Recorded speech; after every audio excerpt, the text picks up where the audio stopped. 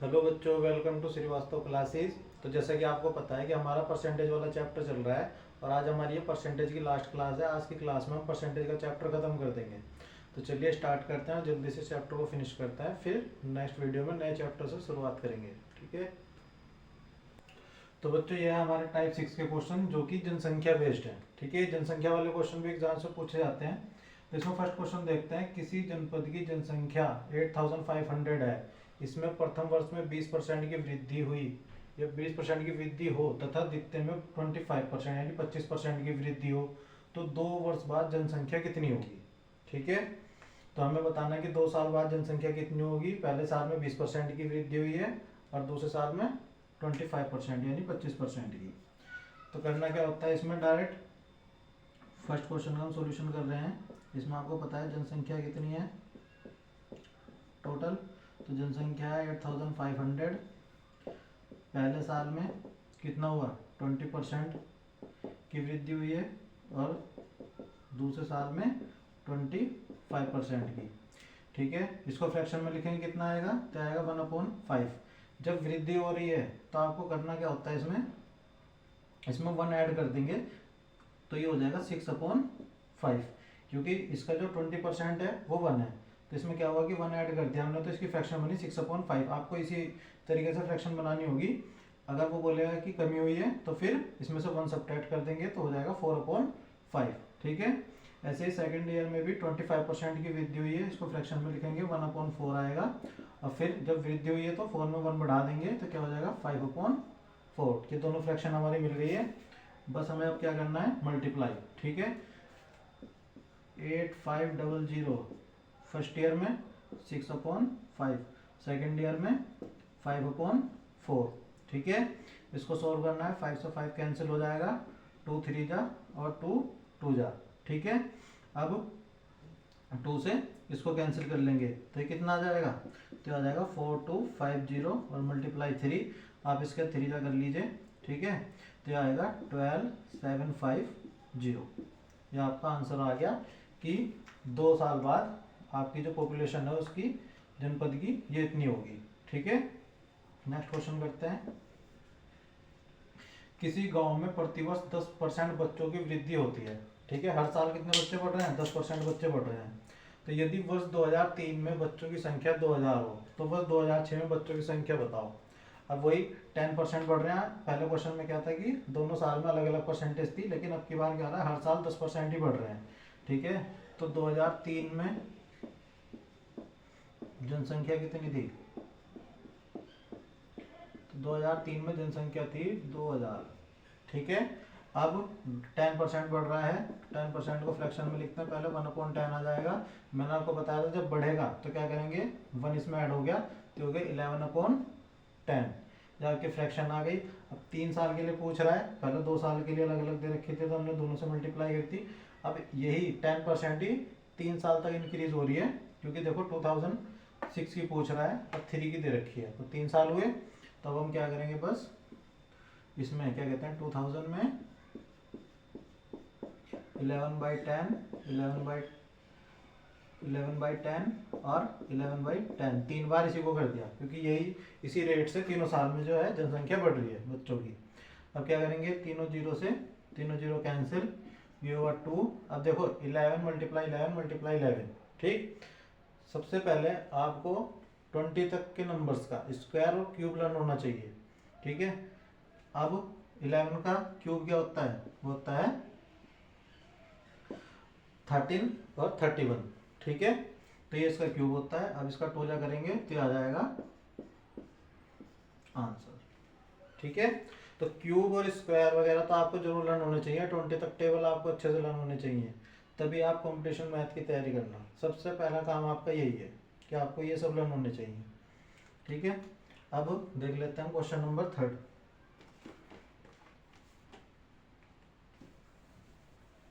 तो देखते हैं क्वेश्चन नंबर 3। अब हम 3 का सॉल्यूशन करते हैं। 3 देख लेते हैं। तो 3 में देखो क्या कह रहा है, किसी कस्बे की जनसंख्या पहले वर्ष में 5% की वृद्धि हुई तथा दूसरे वर्ष में 5% की कमी हो गई। ठीक है। अब देखो इसमें अलग अलग केस हो गया दोनों साल में। पहले साल में 5% की वृद्धि हुई, दूसरे में 5% की कमी हो गई। यदि दूसरे वर्ष के अंत में जनसंख्या इतनी हो तो पहले वर्ष के प्रारंभ में जनसंख्या कितनी थी। अब देखो इन दोनों में और इसमें क्या डिफरेंस है, इसमें दो डिफरेंस है। देखो एक तो इसमें पहली बार इंक्रीज हुई, दूसरी बार डिक्रीज हुई, ठीक, एक डिफरेंस तो यह है। दूसरा डिफरेंस क्या है, इसमें शुरू की जनसंख्या दे रखी थी, बाद की पूछी थी, इसमें बाद की दे रखी है, पहले की पूछ रहा है कि मतलब जो डिक्रीज हुई और इंक्रीज हुई है उसके बाद जनसंख्या इतनी है तो पहले कितनी थी। तो इसमें क्या होगा, जो पहले जनसंख्या थी उसको x मान लेंगे, ठीक है। चलो भाई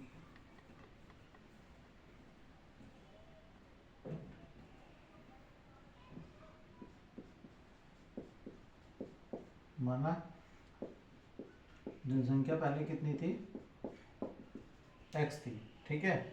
अब 5% की वृद्धि हुई है पहले तो मतलब 5% को क्या लिखेंगे 1/20। अब वृद्धि हुई है तो आप क्या करोगे, इसमें 1 ऐड कर दोगे तो ये हो जाएगा 21/20, ठीक है।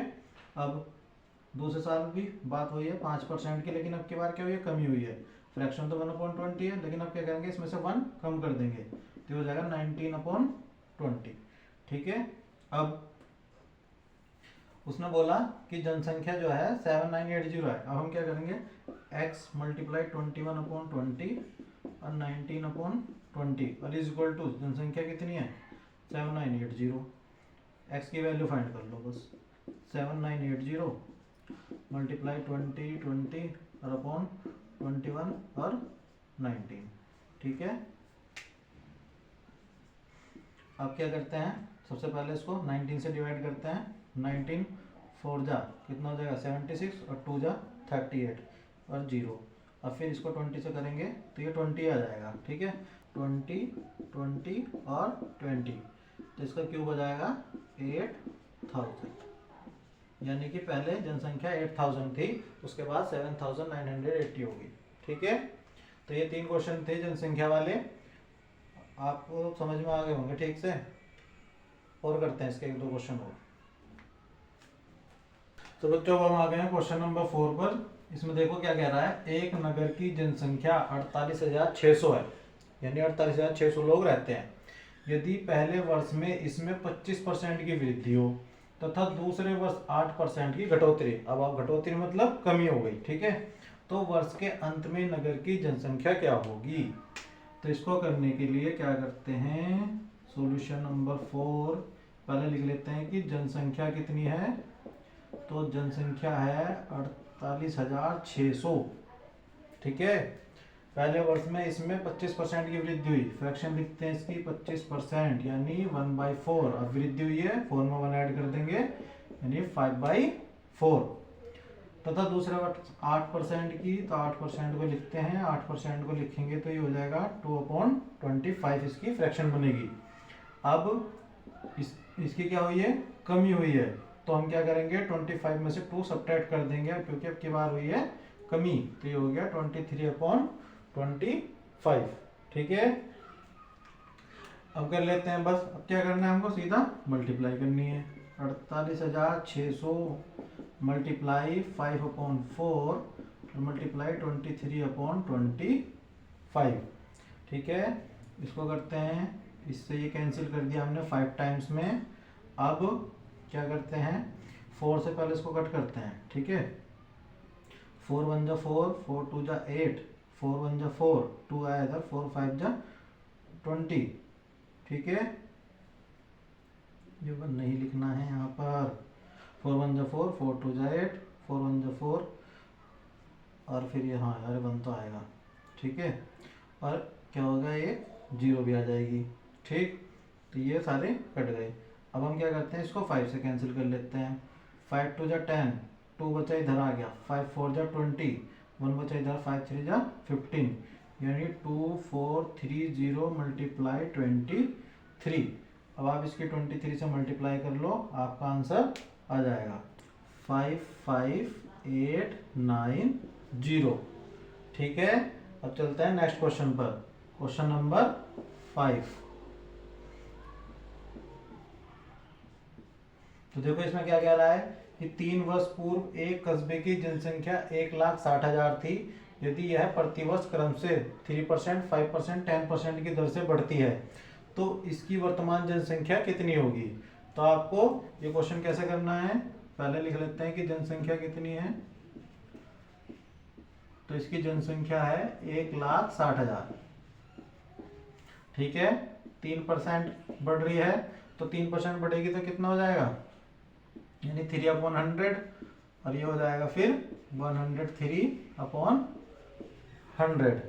ठीक है, अब 5% को लिखते हैं, तो 5% यानी कि 1/20। अब बढ़ रही है तो 1 ऐड कर देंगे तो 21/20। ऐसे ही 10% के लिए हो जाएगा 1/10, और जब बढ़ रही है तो 1 ऐड हो जाएगा तो 11/10 हो जाएगा। ठीक है, अब ये तीनों नंबर आ गए, बस अब क्या करनी है, हमें मल्टीप्लाई करनी है। तो ये क्वेश्चन जो है, देखो मैं इसको यहीं पर छोड़ दे रहा हूँ कर कर। अब ये क्वेश्चन आपको सोल्व करना है और आंसर फाइंड करना है इसका खुद से। ठीक है, ये मैंने यहीं तक करके छोड़ दिया। ठीक है, तो ये हमारा इस वाले टाइप का लास्ट क्वेश्चन था। अब तो बच्चों ये है टाइप 7, जिसमें कि चुनाव से संबंधित प्रश्न है। ठीक है, अब हम इनको सोल्व करते हैं। तो फर्स्ट क्वेश्चन का सॉल्यूशन करते हैं। सबसे पहले इसको ध्यान से समझना, बहुत ही आसान तरीके से सोल्व होंगे। एक चुनाव में 2 उम्मीदवार थे, एक उम्मीदवार 30% मत लेकर 1600 मतों से हार गया, यानी कि कितने मत मिले उसको, 30% तो मत मिले उसको। हारा कितने से, कितने से हार गया, 1600 मतों से हार गया। ठीक है, तो उसे कुल तो मतलब कि जो चुनाव हुए तो उसमें कुल कितने मत पड़े, कुल मत कितने थे ये हमें फाइंड करना है। ठीक है, अब इसको समझो, उसको 30% मिले, ठीक, तो तब भी वो हार गया, तो जीतने वाले को कितने मिले होंगे, तो ये जीतने वाले को मिले होंगे 70%, क्योंकि इसको 30 मिले, तो जीतने वाले को कितने मिले होंगे, 30% मिले होंगे। ठीक है, यानी इसको 30% मिले, जीतने वाले को 70% मिले। अब ये इन दोनों के वोट में कितना अंतर है, तो ये कह रहा है कि 1600, हाँ 1600 मतों से हार गया, यानी कि दोनों के वोट में 40% का जो अंतर है वो किसके इक्वल टू है, 1600 के, यानी कि 40% जो है इक्वल टू है 1600 के, क्योंकि इससे ही तो आ रहा है ना। तो इससे कितने कम वोट हैं इसके, वो बता दिया 1600, परसेंटेज में देखें तो 40% कम है, क्योंकि इसके 30 है उसके 70 है। ठीक है, तो यानी 40% इक्वल टू 1600, तो 1% इक्वल टू, इसको इससे डिवाइड कर देंगे तो ये आ जाएगा 4 4 या 16 और 0।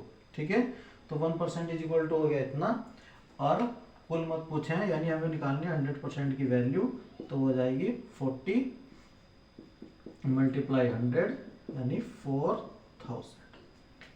ठीक है, तो यानी कुल मत कितने पड़े हैं, 4000। ये हो गया हमारा आंसर।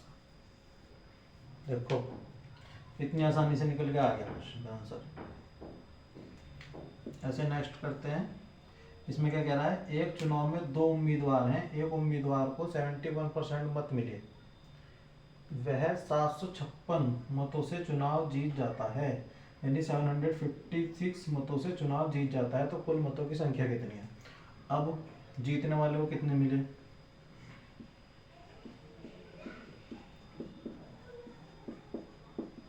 तो जीतने वाले को मिले 71%, तो हारने वाले को कितने मिले होंगे,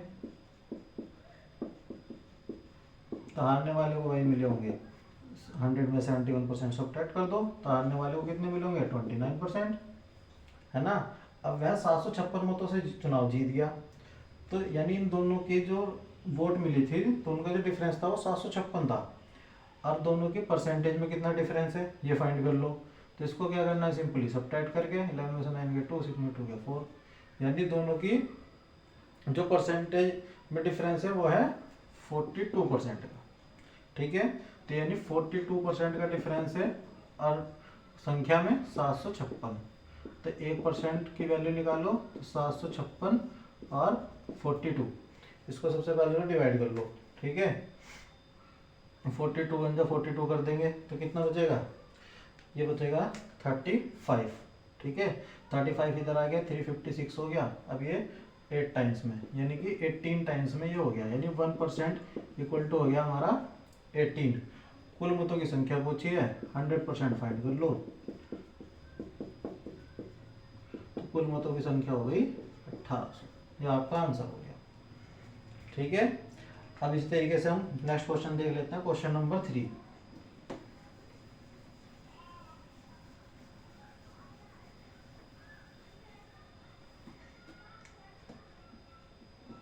देखो इसमें क्या कह रहा है कि एक चुनाव में 7500 मत पड़े, जबकि 20% जो मत थे वो अवैध थे। अब देखो मैं लिख देता हूँ यहाँ पर, कुल मत कितने पड़े 7500, अवैध कितने थे, अवैध थे 20%। तो जब 20% अवैध थे तो वेद कितने हो गए, वेद हो गए आपके 80%, है ना।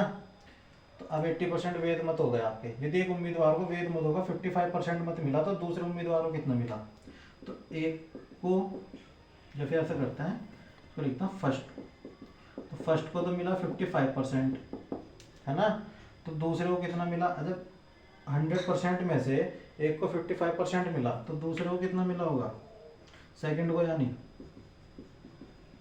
तो सेकंड को मिला होगा 45%। सिंपल सी बात है। वही पूछ रहा है कि दूसरे उम्मीदवार को कितने मत मिले, तो हमें नंबर्स में बताना है, परसेंटेज में तो हमने फाइंड कर लिया। तो अब देखो कैसे करेंगे इसको, तो इसको करेंगे टोटल वैल्यू है मतों की 75, ठीक। 80% वेद हैं तो इसका तो हो गया 80% ये, ठीक। अब इसका अब ये वेद मत हो गए टोटल, और इसमें से 45% मिले थे उसको, तो 45% अपॉन 100।